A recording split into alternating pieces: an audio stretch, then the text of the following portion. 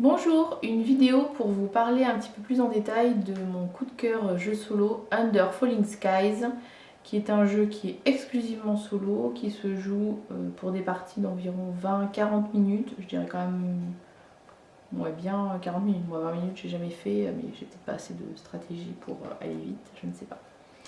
Donc ça se présente comme ça, alors c'est un grand plateau qui s'assemble.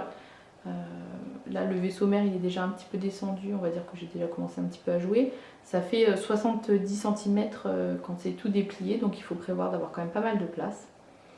Donc le concept, c'est que on est sur Terre, on est envahi par des extraterrestres. Vous voyez qu'il y a le vaisseau mère là qui arrive et qu'il y a plein de petits vaisseaux aliens qui vont venir nous taper dessus. Le but du jeu, c'est de progresser dans notre recherche contre les extraterrestres.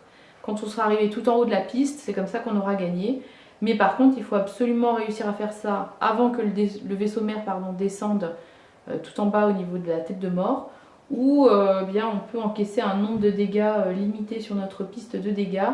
C'est-à-dire qu'à chaque fois qu'il y a un vaisseau qui va toucher notre ville, on va devoir prendre un dégât, et puis si on arrive à zéro, on a perdu aussi. Donc ce jeu, il est vraiment très bien fait, je trouve. Donc c'est assez simple en soi dans le concept, c'est on lance des dés, voilà, rien de compliqué. On va placer les dés suivant une contrainte qui est il faut qu'il y ait un seul dé par colonne. Bon, là je place n'importe comment, c'est juste pour vous montrer vite fait l'idée. Donc voilà, donc un dé par colonne. Et puis en dessous il y a des salles de différentes couleurs avec différentes propriétés. Et voilà, ça va nous donner des actions. Le problème d'avoir posé ces dés, c'est que les vaisseaux aliens, ils vont descendre d'autant que ce que j'ai indiqué sur mon dé. Donc là, par exemple, dans cette colonne-là, j'ai mis un dé de valeur 3. Quel que soit l'endroit, enfin, on va poser partout, mais quel que soit l'endroit où je pose mon dé sur cette ligne, enfin sur cette colonne-là, les vaisseaux de cette colonne vont descendre de 3. Donc par exemple, celui-là, il va descendre de 1, 2, 3 cases. Donc il se rapproche à chaque fois de ma ville. Ma ville, elle est ici. D'accord ? Donc, j'ai des gros dés, c'est super, je vais pouvoir faire des actions fortes, on va voir ça après, mais les vaisseaux vont descendre d'autant. Par exemple, sur cette colonne-là, j'ai pas de bol, j'ai 3 vaisseaux qui se sont mis sur cette ligne-là parce qu'on va voir qu'ils peuvent changer de colonne. Si je mets mon dé de valeur 4 ici, celui-là, bam, il est arrivé dans ma ville, un dégât. 1, 2, 3, 4, ça va, je suis arrivé jusqu'à temps, mais voilà. Faire descendre des vaisseaux dans une colonne où il y en a 3, c'est plus risqué. Si on pouvait limiter un peu la descente, ce serait peut-être pas mal. Donc qu'est-ce qui va nous faire choisir aussi ce qu'on place comme dés? C'est en fonction des salles qu'on a en dessous. Vous avez des salles qui sont rouges. Les salles rouges, ce sont des salles de tir. Donc les salles rouges vont nous permettre de tirer sur les vaisseaux ennemis. Par contre, il faut absolument qu'ils soient positionnés sur une case à leur arrivée où il y a un symbole d'explosion. Et vous voyez qu'il y a un chiffre en dessous. Là, par exemple, celui-là, il est sur une explosion, mais de valeur 5. Donc avec mon dé de valeur 3, je ne pourrais même pas le taper. Par contre, bah non, celui-là c'est 4 aussi. Bon, bref, là, en l'occurrence, si je mets mon dé ici, je pourrais tuer personne finalement. De toute façon, celui-là, même si j'ai mis un dé, on va dire qu'on a mis un dé de valeur 6, peu importe. Donc là, je peux lui tirer dessus puisque c'est 5 sa valeur, mais il va remonter dans le vaisseau mère. Il n'est même pas complètement détruit. Les seuls vaisseaux qui sont complètement détruits et qui ne reviennent pas, ce sont les vaisseaux blancs.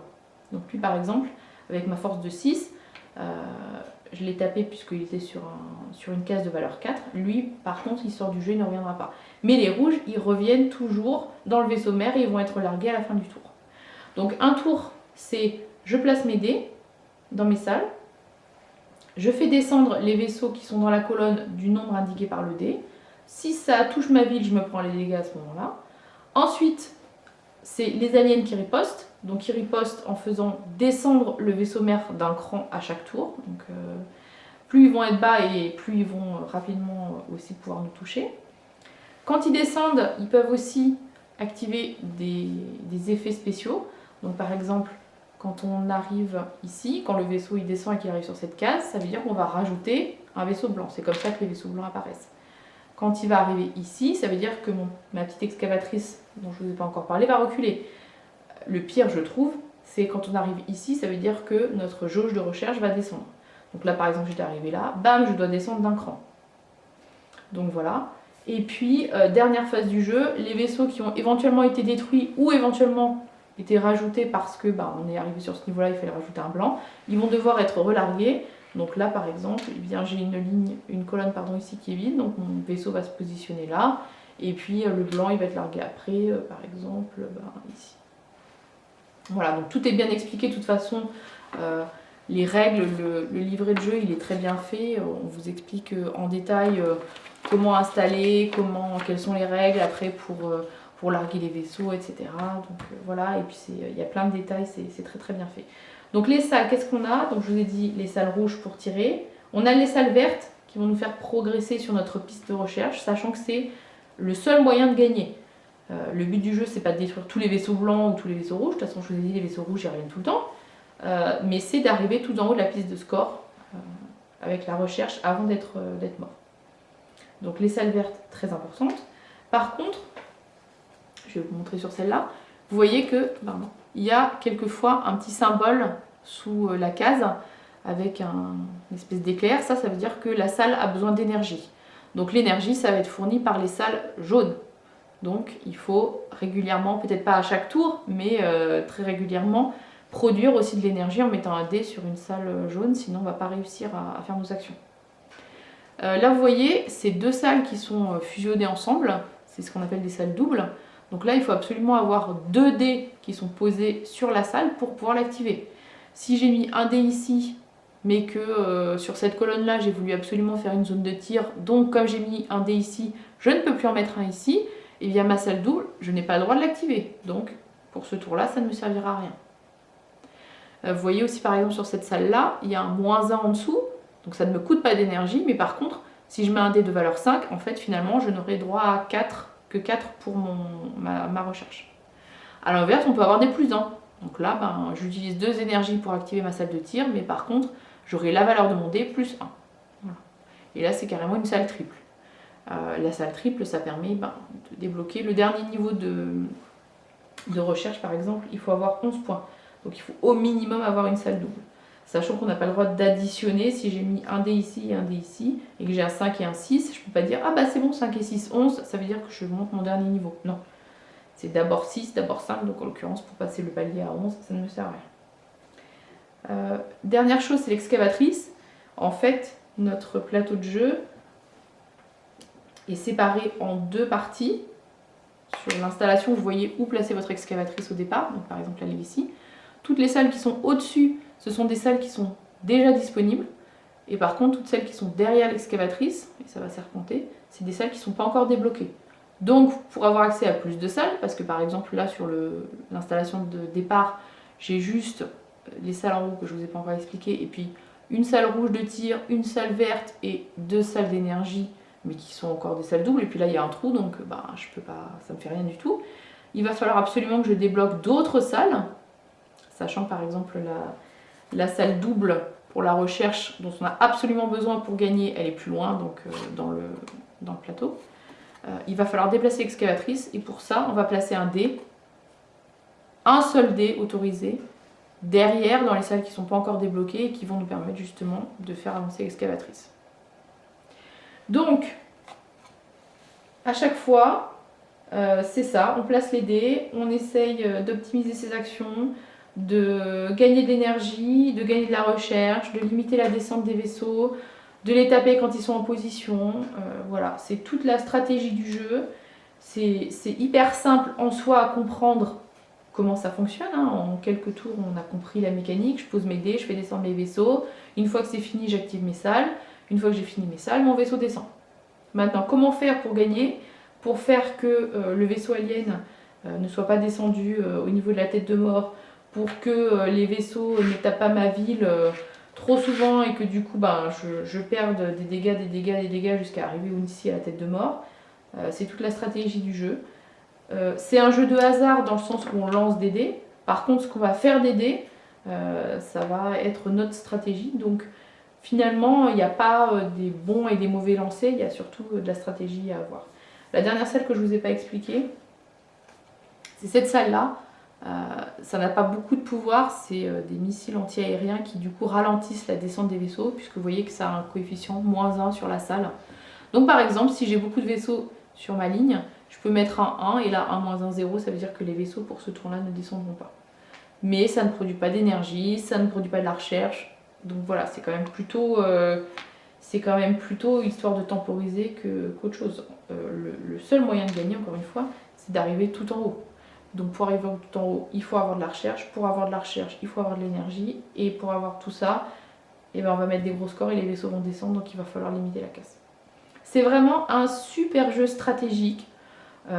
Moi, lancer les dés, je trouve ça sympa. Je vous ai pas dit aussi, il y a toute petite particularité, pardon, il y a 2 couleurs de dés. Les dés gris, on les pose. Les dés blancs, si j'ai posé mon dé blanc, je dois relancer tous les dés qui me restent. Donc il y a des fois, ça peut vous aider parce que si vous trouvez que votre lancer initial n'est pas terrible, vous posez votre dé blanc là où ça vous dérange le moins et vous pouvez tout relancer et espérer mieux. Mais il y a d'autres fois où vous avez envie de placer tous vos dés tels quels et vous dites bah oui mais on est forcément obligé de poser, même si j'ai posé mes 3 gris, il y a forcément un moment où il me reste que 2 blancs. Donc le dernier que je vais poser, je vais forcément devoir le relancer. Donc ça implique comme ça un petit changement. Dans le jeu, quand vous l'achetez, il y a un mode qui est un mode campagne qui est super. Là, je ne vais pas du tout vous en parler parce que ça va être du spoil. Je pense que je ferai une vidéo pour juste vous montrer un tout petit peu. J'ai ouvert le premier chapitre de la campagne, il y en a 4, pour vous montrer un petit peu tout ce que ça amène parce que franchement, ce jeu, mais il est d'une profondeur et d'une rejouabilité incroyable. Donc voilà, je vais juste vous montrer dans une autre vidéo quand même vite fait ce que peut apporter le mode campagne sans trop vous spoiler, mais là il y aura, sur celle-là il n'y a pas du tout de spoil. Donc quand vous ouvrez votre boîte, c'est ce que vous allez trouver sur le dessus de la boîte. On vous dit bien toute cette partie là c'est le mode campagne, laissez-le dans le fond. Et au départ vous avez tout ça comme matériel pour jouer. Donc cette piste là, donc le ciel, je vous ai pas tout expliqué dans le détail, hein. Franchement il y a des vidéos règles qui sont très bien faites. Je me lancerai pas parce que c'est quand même un jeu assez stratégique, voilà, mais je vous ai dit les salles de tir. Là les flèches tout bêtement, quand un vaisseau arrive là, ça veut dire qu'il change de colonne. Et puis ça veut dire qu'on fait descendre le vaisseau mère en plus de nos tours habituels où à chaque fois on doit le faire descendre. Si par malheur le vaisseau arrive là, et il faut aussi faire descendre le vaisseau mère, donc ça c'est pas cool. Donc les faces du ciel, donc il y en a 4 à assembler pour constituer le plateau. À chaque fois elles sont recto verso. Ça c'est le niveau facile. Et de l'autre côté, il y a un petit peu de sang alien sur les côtés, ça rajoute de la difficulté. Donc vous pouvez choisir de vous mettre, comme moi je fais honnêtement, en mode tout facile. Et puis vous pouvez choisir de tourner une tuile, 2 tuiles, 3 tuiles, jusqu'à 4 tuiles de ciel, où là vous êtes en mode maximum de difficulté. Les villes, vous en avez 3 dans le jeu de départ, hein, ça avant de lancer le mode campagne. Vous avez Roswell qui est la ville qu'on vous conseille pour débuter, avec les plaques pour la ville souterraine A et B. Donc vous voyez, il y a un A qui est dirigé vers le haut pour l'installation et un B vers le bas. Donc ça c'est bien expliqué aussi comment installer le jeu. Si vous échouez lamentablement sur votre première partie, même en mode Roswell, ce qui est souvent le cas, eh bien vous pouvez passer au mode résilient. Donc là, la ville a appris et en fait, ça vous donne une petite facilité. Donc là, par exemple, lorsque Roswell va subir son premier dégât, on va avancer d'une case sur la piste de recherche. Donc si vous avez bien joué et que vous avez ce côté-là et qu'en fait, au moment où vous prenez votre premier dégât, vous êtes ici et que le prochain saut c'est le 11, eh bien ça veut dire que vous avez directement gagné. Donc là, c'est quand même un super avantage. Vous avez la ville de New York qui a une petite propriété qui, elle, par exemple, s'installe avec la plaque C vers le haut et A vers le bas. Donc, du coup, vous avez 3 plaques recto-verso souterraines, d'accord, avec les salles. Et puis, la ville de Washington qui va aussi avoir une autre propriété qui s'installe avec les plaques B et C. Et en mode résilient, où là, on a une petite aide supplémentaire.